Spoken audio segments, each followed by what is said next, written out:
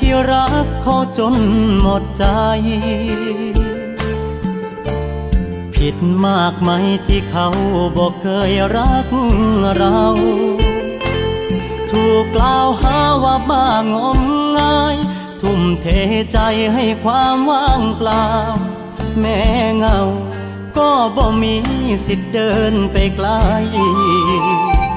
ถึงความคิดถึงเดินทางบ่ถึงจุดหมาย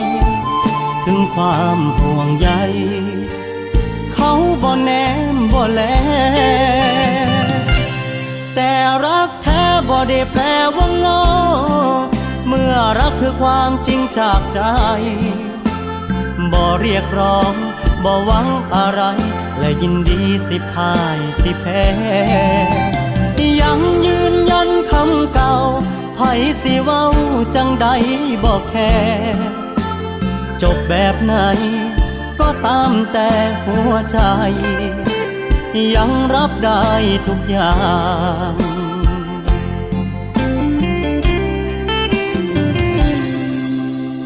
วันพรุ่งนี้ยังขอรักไปอย่างนี้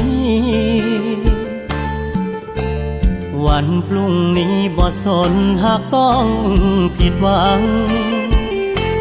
เลือกจะรักแล้วก็ต้องรักเลือกจะรักไปโดยลำพังบ่เป็นอย่างหากบ่มีคนเข้าใจถึงความคิดถึงเดินทางบ่ถึงจุดหมายถึงความห่วงใย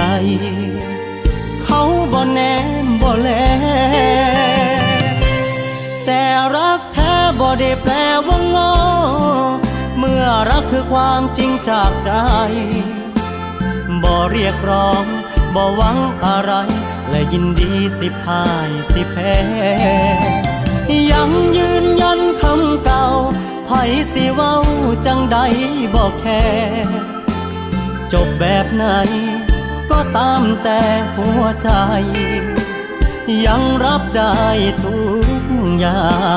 ง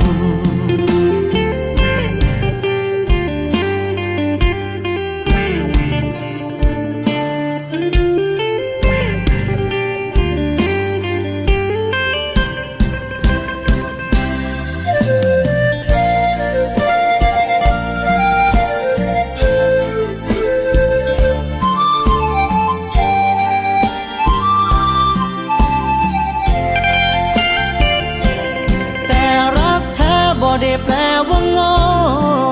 เมื่อรักคือความจริงจากใจบ่เรียกร้องบ่หวังอะไรและยินดีสิพ่ายสิแพ้ยังยืนยันคำเก่าไผสิเว้าจังใดบ่แค่จบแบบไหนก็ตามแต่หัวใจยังรับได้ทุกอย่างหัวใจ